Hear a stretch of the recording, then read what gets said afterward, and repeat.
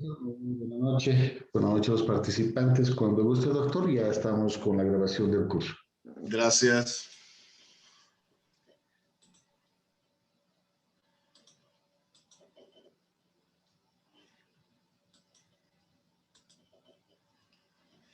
Muy bien.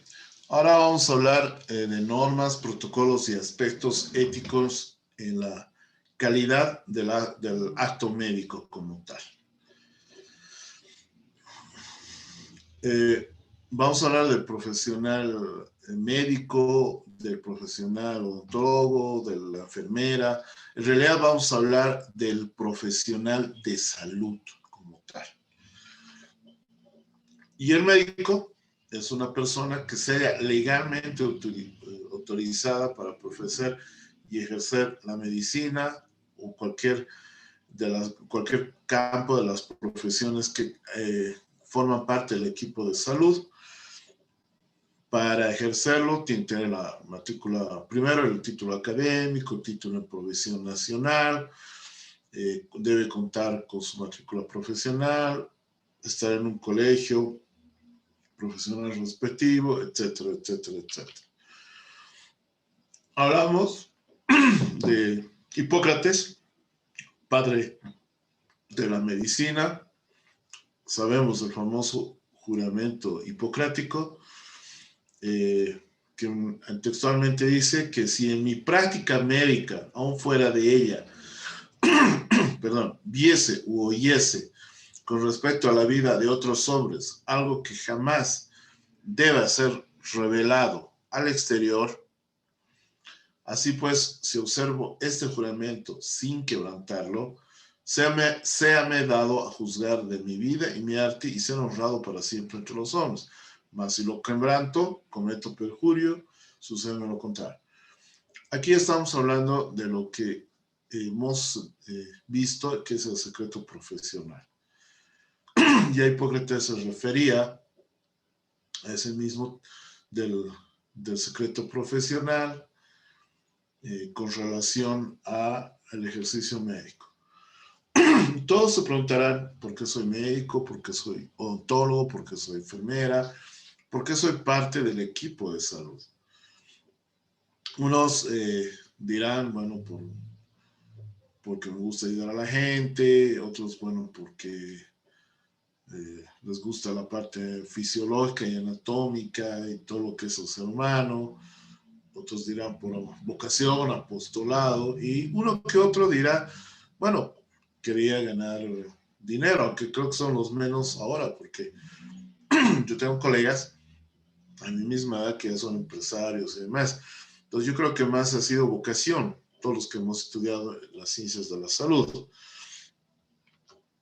Pero no nos olvidemos que tanto el paciente como el personal de salud, el médico, el doctor, todos los que conformamos el personal de salud, son seres humanos con una dimensión espiritual, o sea, Zoe, que tiene una situación actual, que tuvo una historia para llegar a su creencia espiritual, y una prospectiva y una retrospectiva en la historia.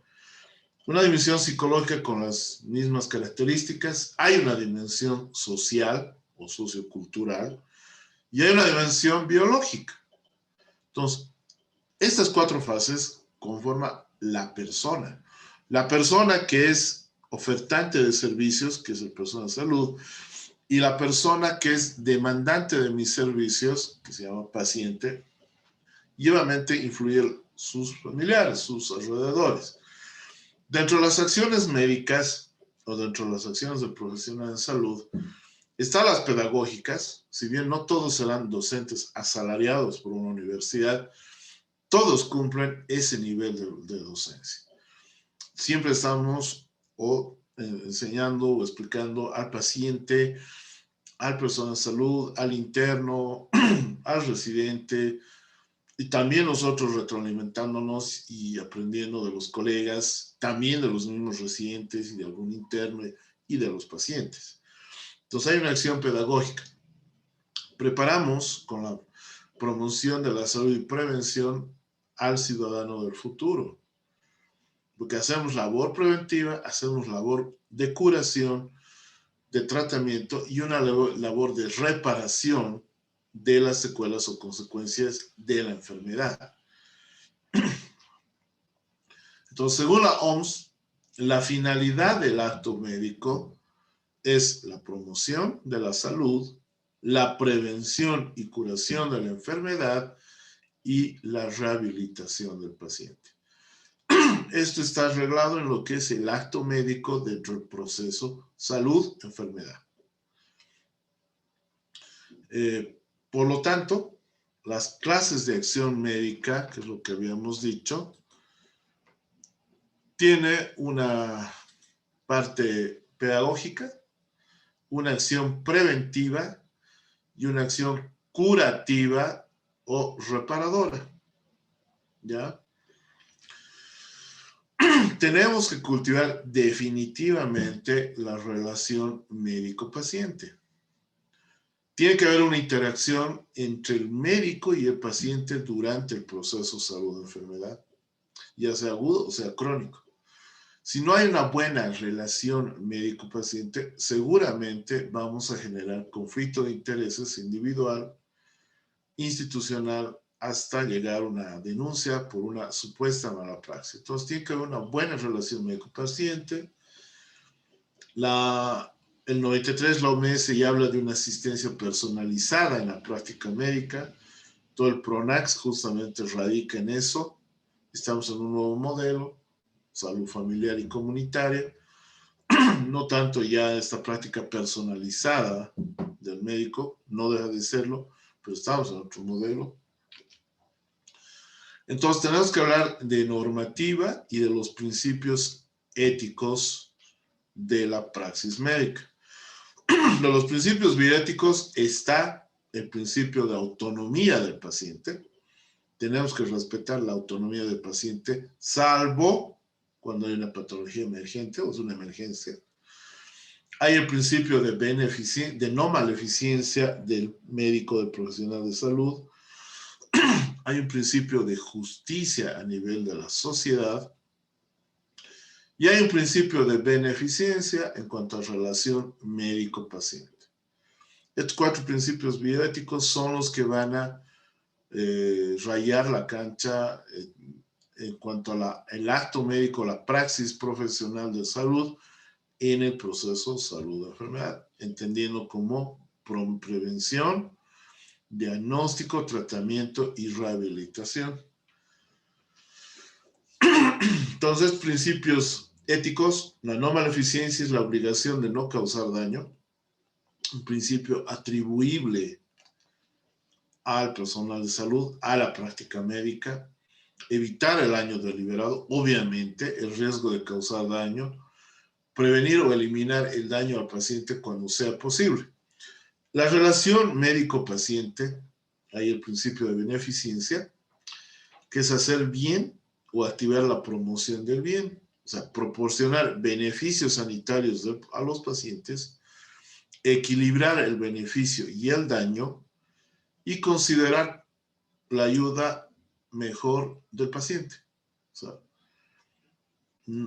buscar su satisfacción y disminuir el riesgo a lo más posible. Y obviamente hay un principio social de justicia, que es buscar imparcialidad y equidad. Se asegura una asignación justa de los recursos en la asistencia sanitaria de los pacientes. Se determina el orden en el que debe tratarse a los pacientes. En emergencias, en los que tengan mayor riesgo, no es orden de llegada, como en consulta externa. Ya esto está el principio de autonomía del paciente. Entonces, ¿qué nos dice Hipócrates? Si no puedes hacer el bien, por lo menos no hagas daño.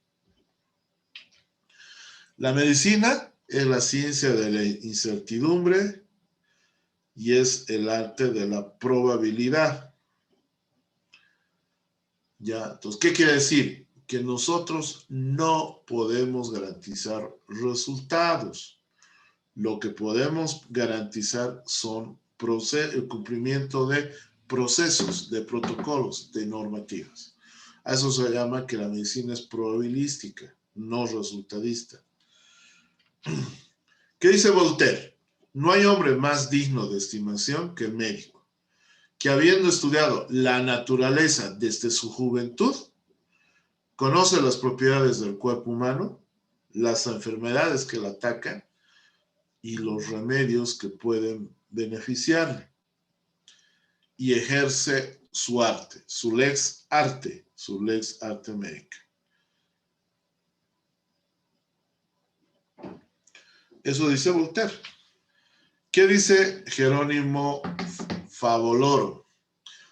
Cada acto médico debe estar presente el respeto por el paciente, por los conceptos éticos y morales. Entonces, la ciencia y la conciencia estarán siempre al lado de la humanidad. O sea, ya nos pide respetar conceptos bioéticos, deontológicos, y ciencia y conciencia sería bien en el manejo del paciente. Entonces, aquí hay otra ciencia que es una es la bioética y la ética, que son los valores, los principios que nos han dado, pero hay una ciencia que tiene que rayar la cancha para el ejercicio de la profesión y el respeto de estos valores.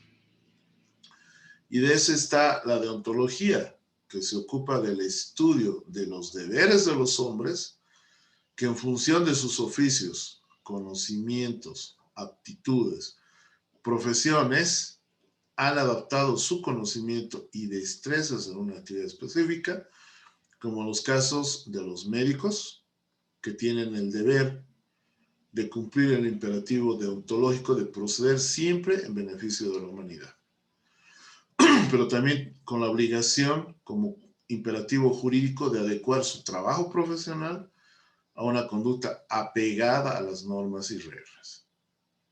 Entonces, la deontología es la ciencia que nos va a trazar y nos va a proponer nuestros deberes, nuestras obligaciones, pero también nuestros derechos en el ejercicio de la profesión. El artículo 39, no nos olvidemos, que dice que el Estado, de la Constitución Política del Estado, por supuesto, que habla del Estado, garantizará el servicio de salud público, reconocerá el servicio de salud privado, regulando y vigilará la atención de calidad a través de auditorías médicas sostenibles. El trabajo del personal, de infraestructura y equipamiento. Cuando ya hablamos de esto, estamos hablando de gestión de calidad, de estructura, cuando hay infraestructura, equipamiento y insumos adecuados, recursos humanos, pero también procesos y resultados. Y habla este artículo 39 de la Constitución de que la ley sancionará la acción u omisión negligente en el ejercicio de la práctica médica. Entonces, obviamente, para la gestión de calidad hay unos bucles de calidad, si hablamos de una teoría de conjuntos, que nos permitirá llevar la calidad de atención en todos los establecimientos de salud a través de los comités de asesoramiento. Primero, el artículo 44 nos recuerda consentimiento informado, que lo ven acá. Hay una normativa de consentimiento informado. Pero ¿qué dice el artículo 44? Que ninguna persona será sometida a una intervención quirúrgica, médica o examen de laboratorio sin su consentimiento o el de terceros legalmente autorizados. Ya, o sea, nadie puede ser intervenido con pruebas de diagnóstico, de tratamiento, etcétera, sin su consentimiento informado. Ese es el respeto a la autonomía. Pero hay un salvo que prevé la Constitución. Cuando haya peligro inminente de vida, o sea, cuando hay una patología emergente, cuando hay una emergencia donde pone en riesgo la vida del paciente, ahí no necesitamos ningún consentimiento informado. Ninguna persona será sometida a experimentos científicos sin su consentimiento. El Reglamento General de Hospitales habla de los comités de asesoramiento fuera de la regulación de organización, funciones del director, personal, manuales normativos, etcétera, etcétera, etcétera. El artículo 11 de la Organización del Reglamento General de Hospitales habla de esos comités, por ejemplo, el Comité Técnico Administrativo, en ese momento el control de infecciones nosocomiales y bioseguridad, y el de manejo de residuos, que ahora es el manejo de vigilancia epidemiológica a través de sus 3 subcomités. Está el de auditoría médica y expediente clínico, ahora auditoría en salud y expediente clínico, acreditación y calidad, ahora gestión de calidad y acreditación, farmacia y terapéutica, docente asistencial, análisis de la información, manejo de residuos, bioética e investigación, seguridad interna y contingencias nacionales. El artículo 23 habla de los comités de asesoramiento, que cada comité asesor deberá elaborar su propio reglamento, su manual de funciones y su plan de actividades. O sea, cada comité de asesoramiento debe tener su reglamento y manual de funciones y su POA de gestión. Cada comité llevará el acta de reuniones, debe establecer un cronograma anual de reuniones o el calendario anual de reuniones, cuyas horas que se dedican deben ser certificadas por el CEDES y el colegio profesional respectivo, y obviamente para que tenga validez en el escalafón o en el valor que tenga valor curricular. El artículo 24 habla de las obligaciones del personal de salud, que debe cumplir con la ley 1178 y aquellas normas y disposiciones vigentes, que quiere decir que hay que atender a los pacientes en forma eficiente, oportuna, cordial, adecuada, principalmente con calidad. Participar en forma obligatoria en los comités de asesoramientos a los que fueren convocados. O sea, todo personal de salud por lo menos tiene que participar en un comité de asesoramiento. Máximo 2, porque tampoco podemos incluirlos a más y descuidar las horas de la parte asistencial. Que esté en uno es más que suficiente. Cada comité ya tiene sus reglamentos, que es adaptarlos a la realidad del comité hospitalario. Entonces ahí pueden tener un reglamento del comité de auditoría médica, el de vigilancia epidemiológica. Este reglamento de instrumentos de control médico es más en la seguridad a corto plazo, que saca unos 5 o 6 comités. Y tenemos en el artículo 32 los manuales normativos y el sistema de vigilancia, auditoría médica, control de infecciones nosocomiales, que en realidad es vigilancia epidemiológica. Muy bien, una vez que hemos hablado de los comités de asesoramiento, hablamos de la calidad de atención en salud. Y la calidad es, en esencia, la condición o conjunto o condiciones que permite hacer bien las cosas, acciones, servicios, productos, causando mayor satisfacción, buscando el menor riesgo posible. ¿Ya? Y ahí está el ciclo de Dering, que lo hemos visto a detalle en los módulos, en el módulo anterior y semanas anteriores. Entonces veamos este video, por favor. Hola, mi nombre es Iber Bustamante y esto es Hablemos de Calidad.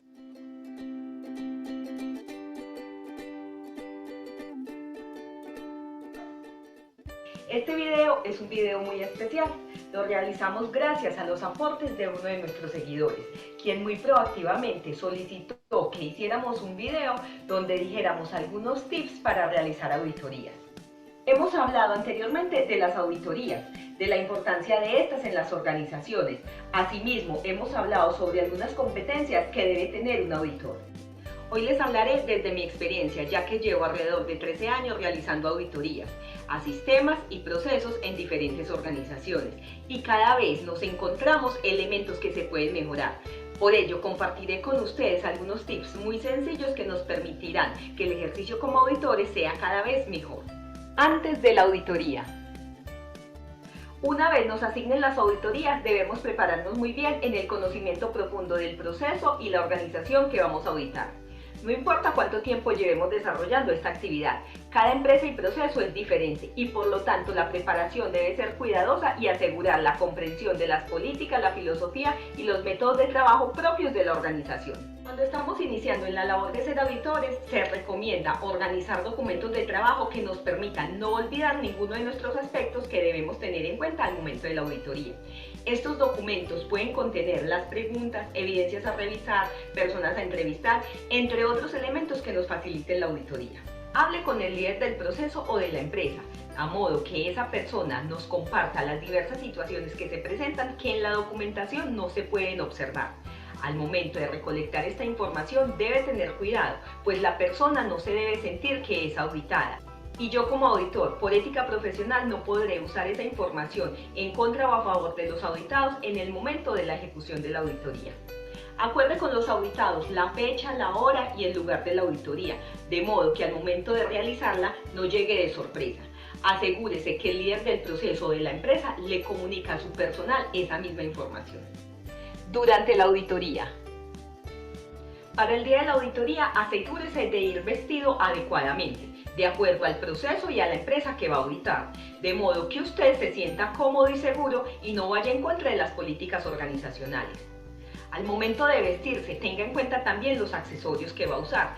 Estos deben ser sutiles y que no llamen la atención. Este consejo es tanto para hombres como para mujeres. En el caso de las mujeres, tenga en cuenta que menos es más. Y en el caso de los hombres, una buena recomendación es que usen un buen reloj y un buen lapicero. Y solo si son casados, lleven su argolla de matrimonio. En las mujeres, 7 accesorios máximo es la regla que se debe seguir, contando cada arete como uno solo. El olor es importante. Aunque no lo creamos, nuestro olor puede entorpecer una auditoría. Es por ello que debemos ser cuidadosos al momento de aplicarnos perfumes, no revolver aromas y tampoco excedernos en ello. Y aunque parezca obvio, un tip básico es que siempre debemos bañarnos, lavarnos los dientes, el cabello, de modo que nuestra imagen siempre sea fresca. Cuando lleguemos a la empresa o el proceso que vamos a auditar, hagámoslo con entusiasmo y alegría. Saludemos cordialmente a las personas, sonriendo, mostrándonos tranquilos y confiados. Si el auditado nos ve así, seguramente muchos de sus miedos y ansiedades comenzarán a disminuir. Haga la reunión de apertura con todo el personal que se va a auditar. De este modo, todos tendrán la información de primera mano.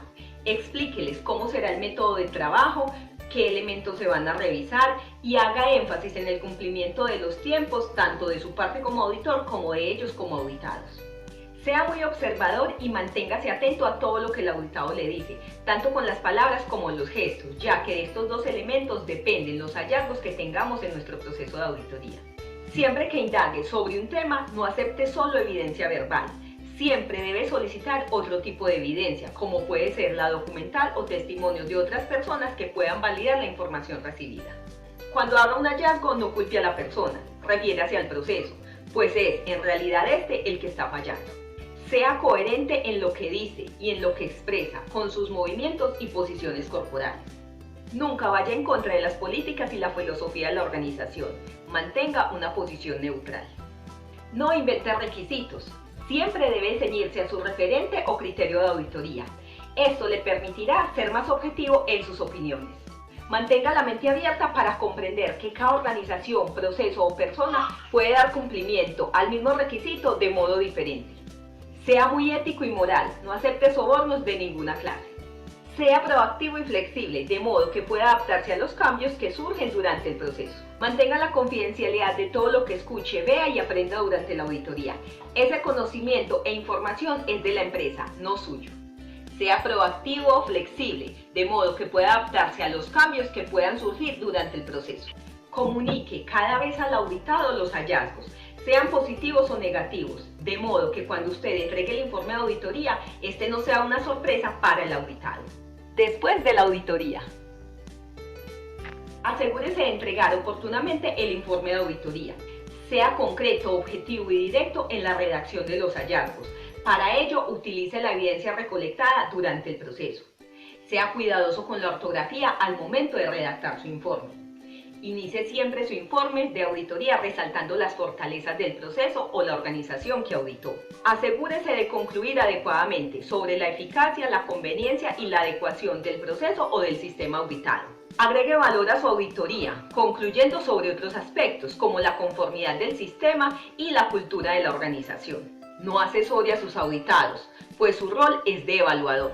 En lo posible, presente usted personalmente el informe a los auditados, de modo que pueda haber un espacio para la retroalimentación.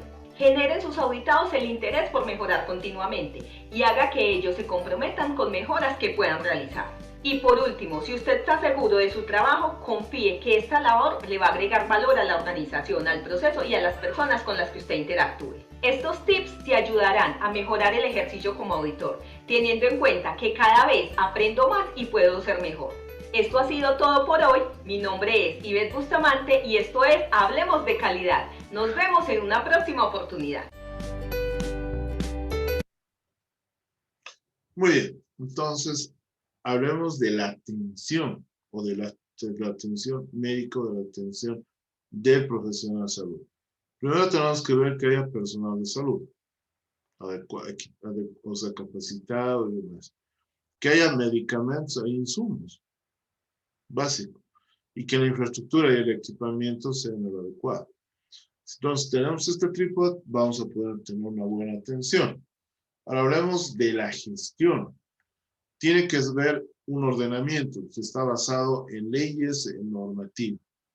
Tiene que haber sostenibilidad, o sea, recursos económicos. Y tiene que haber un buen flujo de funciones. Entonces, estamos hablando de gestión. Y finalmente hablemos de calidad. Entonces, si tenemos todos estos tres triángulos, podemos hablar de atención, de gestión, de calidad en salud. Y obviamente dejo la caracterización.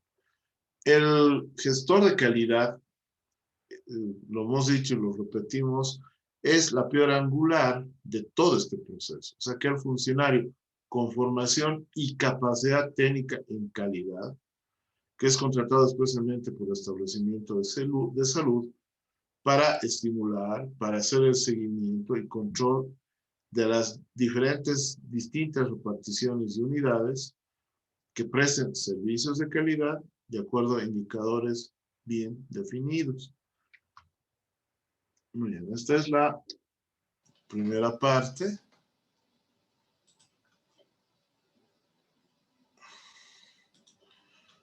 Ahora vamos a hablar de la segunda parte. Vamos a hablar de los derechos y deberes del usuario, el servicio al cliente y gestión de reclamos. Para eso tienen que estar perfectamente visibilizados en las paredes de los establecimientos de salud los derechos y deberes del paciente, y qué mejor si los derechos y deberes del médico. Por favor, los micrófonos. Doctor, disculpe, está mostrando la pantalla con todas las diapositivas, no con la primera. Ah, ya. Paula, más bien está en clase. Ya. ¿Ahora sí? Sí, doctor. Gracias, Paula. A usted. Muy bien. Entonces, debe estar visibilizado los derechos y deberes del paciente. Los derechos del paciente es recibir la atención médica humanizada y calidad, la dignidad como ser humano, el respeto a sus creencias y valores étnico-culturales, es lo que hemos hablado cuando hablamos que son dos seres humanos, la confidencialidad, el secreto médico, recibir la información adecuada y oportuna para la toma de decisiones voluntariamente, eso es el consentimiento informado, libre elección de su médico de acuerdo a mi disponibilidad institucional. En el sistema de corto plazo y público es a los profesionales que les plantean el poder elegir, por eso siempre y cuando se puede. Reclamar y denunciar si considera que sus derechos humanos han sido vulnerados durante la atención médica. Disponer de un horario, son 12 por si acaso los derechos del paciente. Disponer de un horario y tiempo suficientes para una adecuada atención, el respeto a su intimidad, trato justo, equitativo, sin desmedro de su condición socioeconómica, étnico-cultural, de género y generacional. Solicitar la opinión de otro médico en cualquier momento. negarse a participar en investigaciones o enseñanza de la medicina en situaciones que la ley establece, o sea, apoyar a la práctica médica como voluntarios en tratamiento. O sea, si se dan cuenta, el artículo 44 de la Constitución, que habla del consentimiento informado, ya un poco resume y plasma estos 12 derechos del paciente en su mayoría. Están los deberes del paciente, son solo 3: trato digno y respetuoso a su médico, cumplir oportuna y disciplinariamente las prescripciones e indicaciones médicas, comunicar de manera veraz y completa sus antecedentes de salud al personal y a los familiares. Eso en cuanto a la publicación de los derechos y deberes del paciente, pero también tienen que estar publicados, y estos vamos a volverlo a tocar cuando hablemos del proceso de acreditación de los derechos y deberes del médico. ¿Cuáles son los derechos del médico? Una remuneración justa, un trato digno del paciente, familiares de este y de la comunidad, trabajar en condiciones adecuadas para el desempeño de sus funciones, ejercer la profesión en forma libre y sin presiones, que se respete su criterio médico, su diagnóstico y terapéutica, su libertad prescriptiva, así como su probable decisión de declinar la atención de algún paciente, siempre que tales aspectos sustenten sobre la base ética, científica y protocolos vigentes, recibir capacitación y autorización de sustitución. Mil disculpas, pero esto yo lo tengo que leer porque es normativa. Deberes del médico, los derechos son 6. Deberes son 12. Está cumplir con los principios éticos de la Declaración de Ginebra, aprobados por la Asociación Médica Mundial. Los invito a que lo bajen y lo conozcan. Está inscrito en el Colegio Médico de Bolivia. Está en vigencia la ley 3131, aunque ahora la matrícula, la que se exige, es la del Ministerio. Colaborar a las autoridades del Sistema Nacional de Salud en epidemias, desastres y emergencias, lo que estamos viviendo desde el año pasado. Respetar el consentimiento expreso del paciente cuando sea rechazado, tratamiento u hospitalización si lo hubiera indicado. Y obviamente guiarse por protocolos oficiales cumpliendo las normas técnicas establecidas por el Ministerio. O sea, las NAC, la norma técnica del expediente clínico y el consentimiento informado, y algunos protocolos que tienen por especialidad que ya está estandarizado. En caso de urgencia, ningún médico, ningún centro de salud, hospital o clínica podrá negar su atención básica.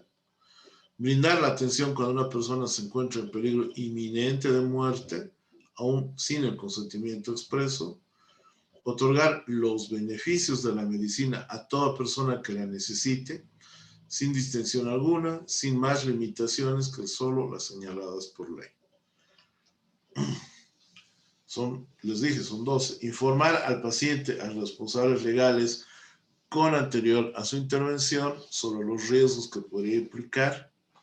Cumplir con el llenado de los documentos oficiales señalados en la ley. Guardar el secreto médico aunque haya cesado su prestación de servicios. Capacitación médica continua. Para ello deberán someterse a programas de capacitación, actualización periódica definidas por el Estado boliviano en forma obligatoria. Son esos los deberes. Es todo lo que acabo de leer, que está reconocido por el Estado boliviano, tiene que estar publicado en las paredes de los establecimientos de salud. Ahora, hay un servicio de atención al cliente que en nuestro sistema en Sucre es el servicio de atención al usuario, y en acuerdo con algunas capitales, la Defensoría del Pueblo hizo la atención, el defensor del paciente. El servicio al cliente, que es estos servicios de orientación al usuario o el servicio de defensa al paciente, tuvo un éxito fundamental a la atención de sus clientes, ¿sí? El servicio tiene que se debe tener iniciativa, rapidez, actitud positiva, cortesía, colaboración, precisión, atención, iniciativa, etc. Momento de atención en salud. Al admitir al usuario, que no depende esto del médico, del personal administrativo, cómo va a tratar a este usuario que o se ha amanecido o que ha ido muy temprano a sacar una ficha, prestación de los servicios propiamente ya por el médico y el personal de salud, y obviamente el egreso de su usuario. Entonces aquí se puede medir la percepción del usuario externo en la manera antes de la admisión y la satisfacción en el momento del egreso del usuario externo. Entonces, dentro de la política, dentro de la política de defensa o de seguridad del paciente, hay una gestión de un evento adverso, prevenible o no, gestión del riesgo, que una caída, por ejemplo, por una limpieza recién elaborada. Entonces, todo tiene que estar centrada en nuestro cliente, que es nuestro paciente, que tiene que haber una cultura frente a la seguridad, tiene que haber procesos seguros, aprendizaje organizacional. Entonces, el talento humano tiene que estar enfocado en la seguridad, el hábito de las prácticas seguras y educación del paciente cliente. Hacemos normalmente estudios de satisfacción al usuario 2 veces al año, pero estamos utilizando formularios que son de consulta externa de atención de primer nivel. Entonces, el CQUAR, que me parece una encuesta más adecuada para los pacientes hospitalizados. Pero estos servicios de atención al cliente va a una perspectiva de calidad, que es la satisfacción del usuario externo, que es el propósito central del sistema de calidad en salud, de satisfacer las necesidades de la salud, de sus expectativas, que es un compromiso ético de los gestores y de los niveles operativos. Buscar la satisfacción del usuario. Hay un beneficio del sistema de quejas, pero antes el estudio de satisfacción se lo puede hacer con un esquema, con caritas felices, una sonrisa, uno triste, a todo paciente que se vaya, como se hace en cualquier empresa. Se puede hacer 2 o 3, unas 3 o 5 por día. Y obviamente esa evaluación se la hace de manera semanal y se puede tener un ciclos cortos, continuos de calidad. Ver cómo estamos yendo en forma periódica, si sube o no la satisfacción de nuestro usuario.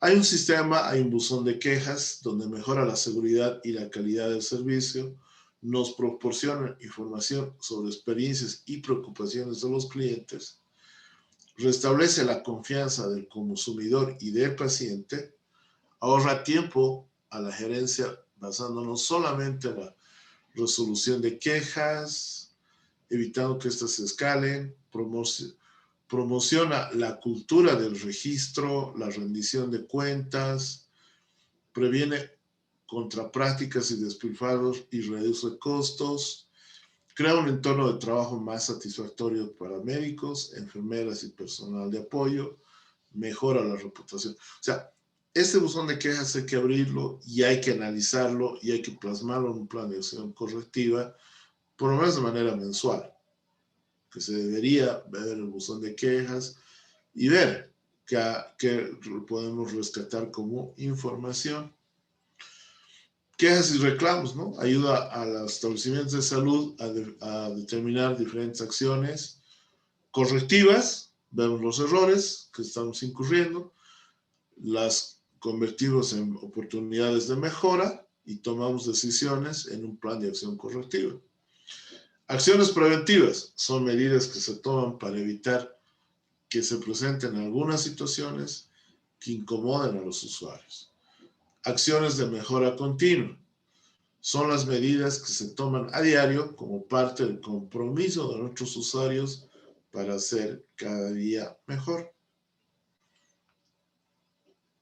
Entonces ahí tenemos, por ejemplo, hay un módulo, hay una oficina de atención de quejas al usuario, es el defensor del paciente o el encargado de atención, de orientación y atención al usuario.